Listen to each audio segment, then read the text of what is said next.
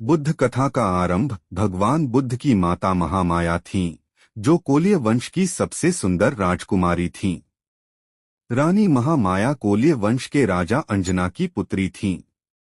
लेकिन माया के गुण और प्रतिभा ही उनकी सबसे अद्भुत विशेषता थी, क्योंकि वे बुद्धि और भक्ति के अनमोल वरदानों से संपन्न थीं।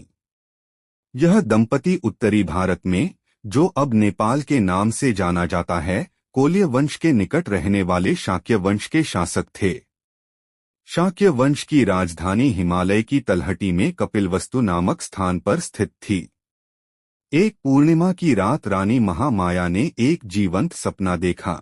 उन्होंने सपने में 4 दिव्य आकृतियों को देखा, जो उन्हें हिमालय में स्थित अनोत्ता झील तक ले गईं। उन्हें दिव्य स्नान कराने के बाद उन्होंने उन्हें सुगंधित फूलों से सजाया और इत्र लगाया।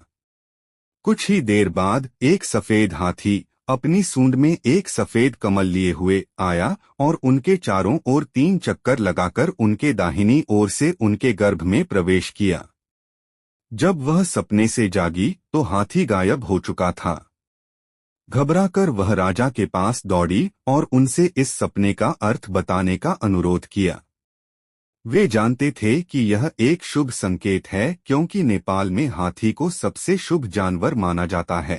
राजा ने आदेश दिया और सपने का अर्थ जानने के लिए बुद्धिमानों का एक समूह इकट्ठा किया।